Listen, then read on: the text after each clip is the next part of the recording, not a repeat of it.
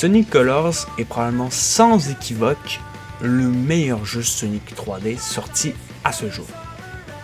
En même temps, tu vas me dire, il n'y a pas vraiment de concurrent. C'est vrai. À part Sonic Generation, qui a beaucoup de phases en 2D, et voire à la limite Sonic Lost World, comme ils ont appelé Sonic Galaxy pour les intimes, je pense que vous comprenez pourquoi je dis ça, il n'y a qu'à regarder les images. Si on oublie ces deux jeux-là, on peut clairement dire que Sonic Colors est le meilleur jeu Sonic 3D sorti à ce jour. Sonic Colors, sorti en 2011 partout sauf au Québec. On s'est dit qu'au Québec c'était plus sympa de l'appeler Sonic Colors.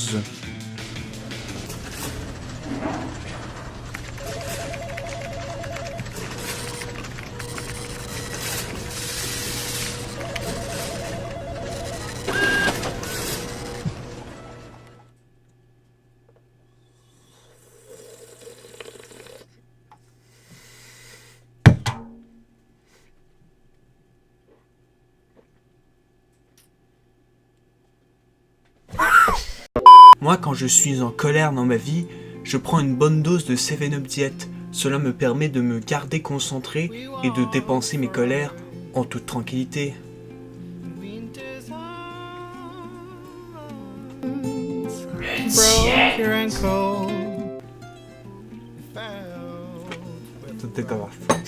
Alors, je tiens à préciser qu'on ne parlera pas de Sonic Colors Ultimate, le remake sorti en 2021 sur Switch, sur Xbox et sur PS4, si je dis pas de conneries.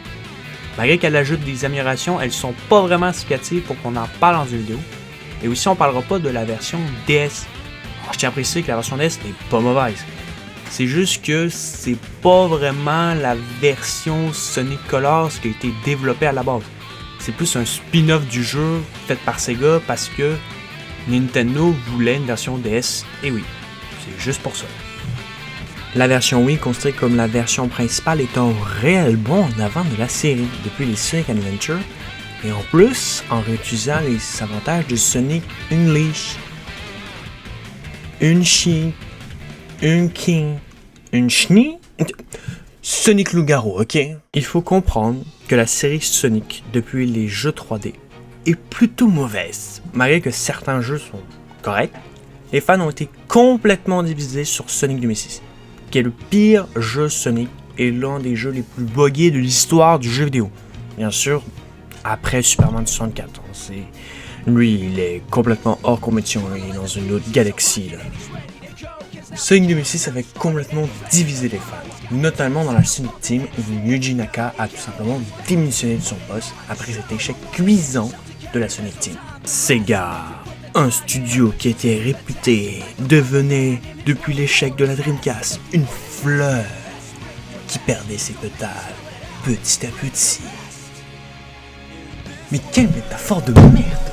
Donc après l'échec de Sonic 2006, la Sonic Team tente des choses sur Wii, notamment avec Sonic the Secret Ring et Sonic le Chevalier Noir, deux jeux qui sont pas mauvais, mais qui sont pour la plupart courts et peu intéressants. Donc après ces années de semi-échec, on aura enfin notre Messie. Non, pas ce Messie-là, mais bordel, mais... Le fameux Sonic Unleashed, qui est le jeu qui va implanter le nouveau moteur physique du jeu, le Hedgehog Engine. C'est un nouveau moteur physique exprès pour les jeux Sonic. Il est rapide, il est fluide, il est appréciable, et les joueurs ont besoin d'un certain niveau de skill pour maîtriser le jeu. Le problème de ce moteur physique, c'est qu'il y a plusieurs phases de QTE, donc on a plus l'impression d'être spectateur que joueur. Non, vraiment, le jeu est bien. À part les phases de Sonic Loup-Garou qui sont juste le contraire d'un jeu Sonic, lente, ça ressemble plus à un jeu de combat avec quelques phases de plateforme. Alors s'il n'y en aurait pas beaucoup, ça irait. Mais non, ça représente presque la moitié du jeu. Et vu que les phases de nuit sont ultra lentes, en fait sur le temps, ça dure quasiment 3/4 de temps. Mais quelle arnaque! Après ce semi-échec, sans trop s'y attendre, voit le jour Sonic Colors.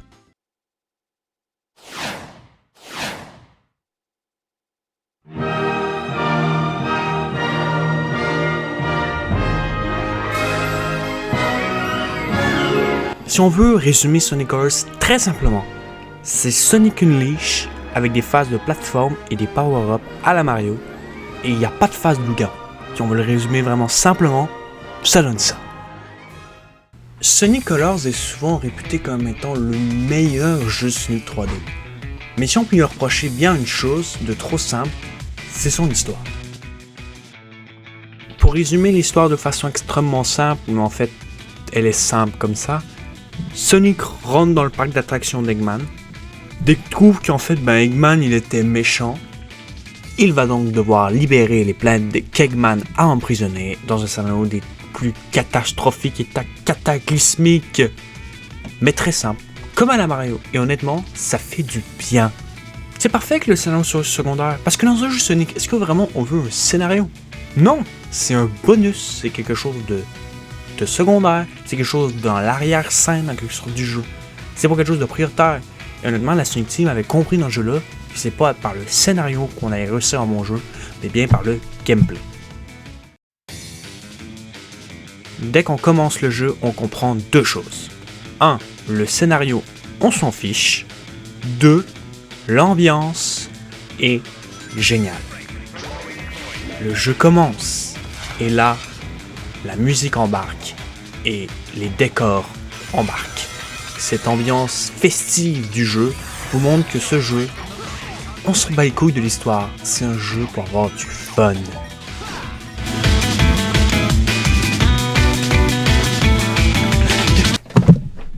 Non, je n'en sais pas tout. Non. D'ambiance festive, c'est ce que ce jeu nous fait ressentir. Que ce soit par le style des niveaux, la musique, les ennemis, ils vont avec ce décorum de festivité. Et même les petits messages d'Eggman qu'on entend dans l'haut-parleur rajoutent cette ambiance de fête et de festivité comme dans la fête foraine, qu'on pourrait dire. C'est juste l'ambiance fait vraiment le charme de ce jeu. Mais ce qui fait amplifier cette ambiance, c'est surtout les musiques. Elles sont considérées comme les meilleures de la série, notamment la musique de la planète Wisp.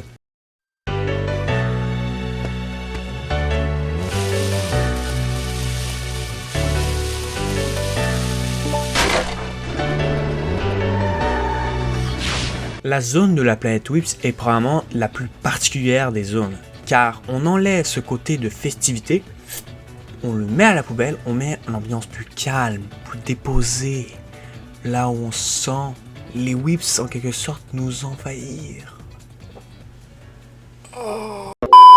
Et même la musique d'intro, qui est juste la meilleure musique d'intro que j'ai jamais entendue de ma vie, c'est incroyable.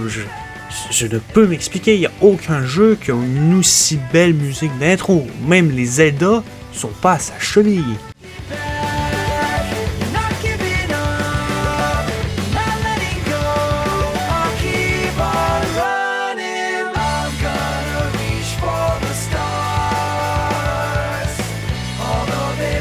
C'est le gros point fort du jeu. En même temps, c'est pas très étonnant. La Sonic Team a toujours été une excellente équipe pour composer des musiques. La preuve, les musiques de Sonic 2006, qui est un jeu, je vous rappelle, complètement à chier, sont excellentes.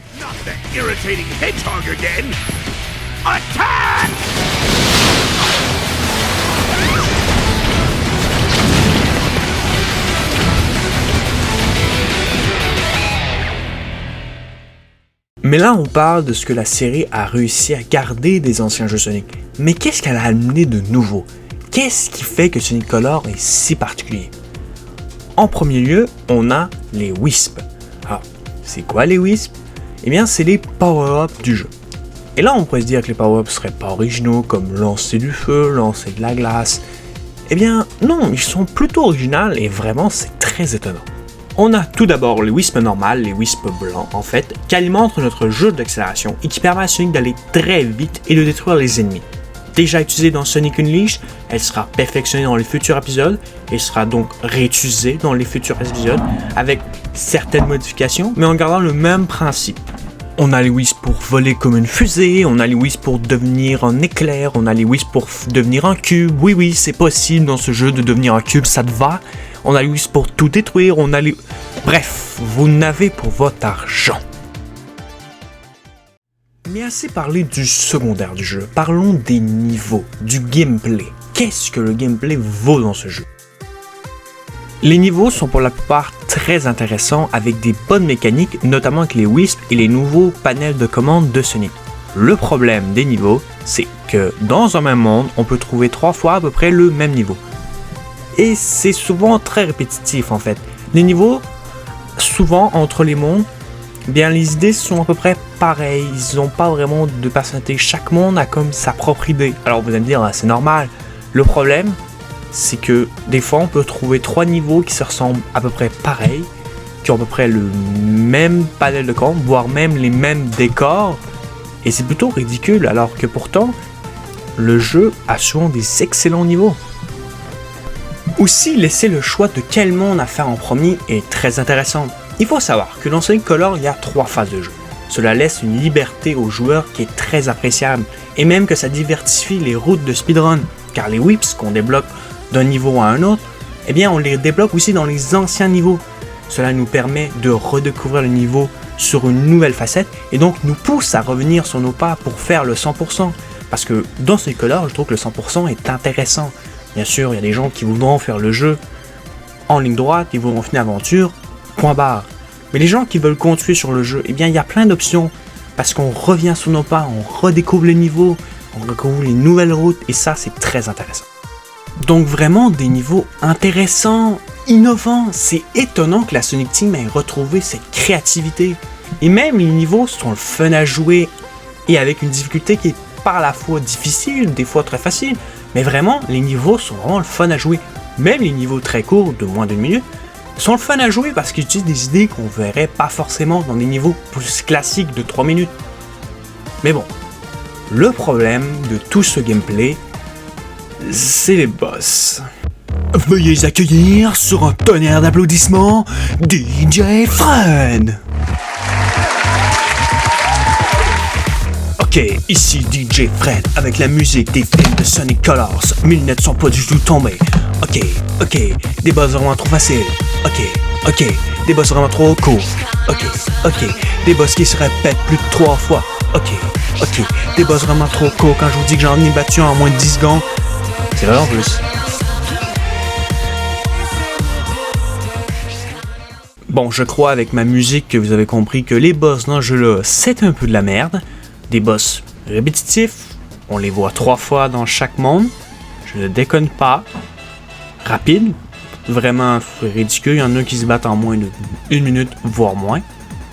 Et des boss vraiment trop faciles. Il n'y en a pas un qui j'ai senti que j'avais vraiment de la misère à le battre. L'unique boss qui est un minimum intéressant, ben c'est le boss final. Bonjour, bienvenue à la commission du spoil. Si vous voulez pas vous faire spoiler, veuillez avancer à ce timecode là bien précis. Merci de votre compréhension.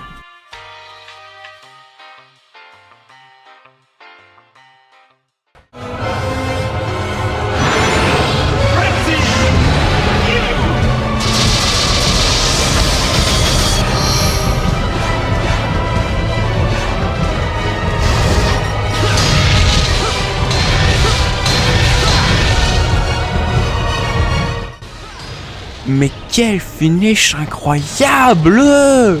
Avec probablement la fin la plus épique d'un jeu Sonic, avec des super bonnes idées et aussi un finish tout simplement incroyable. Mais encore une fois, le boss est beaucoup trop simple, comme ses prédécesseurs. You horrid little hedgehog! Unlimited colors! Razor, drill, spike, rocket, you, hammer, frenzy! Final color flash!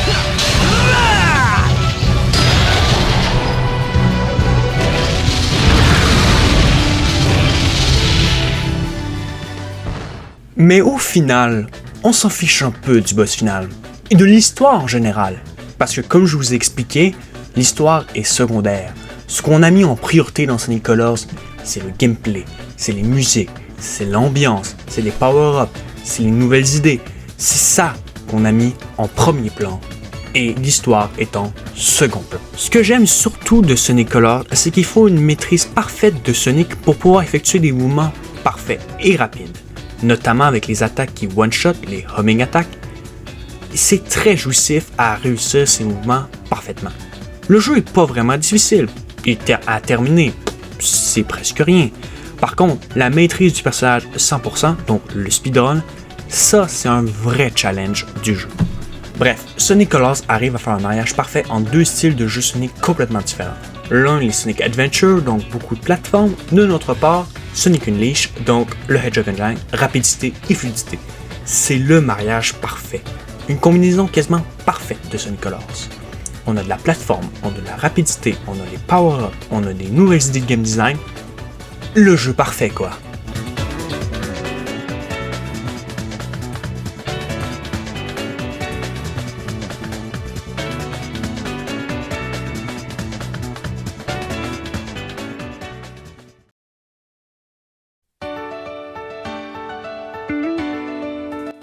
Mais finalement, est-ce que Sonic Colors est vraiment le meilleur jeu Sonic?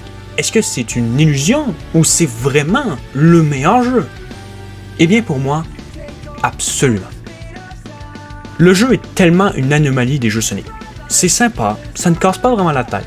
Malheureusement, c'est pas un jeu qui va faire ressentir des émotions comme un Zelda par exemple. Et comme je l'ai dit, l'histoire n'est que secondaire. Je dirais que ce jeu, c'est plus une alternative d'un jeu Mario. Assez différent pour pas qu'il soit construit comme un jeu Mario, mais proche pour qu'un joueur Mario comprenne le jeu. J'ai jamais été un fan des jeux Sonic, mais j'apprécie généralement ces jeux. Alors je peux pas vous dire que ce jeu m'a réellement marqué comme un Zelda Breath of the Wild ou un Minecraft, mais cela reste mon jeu Sonic préféré.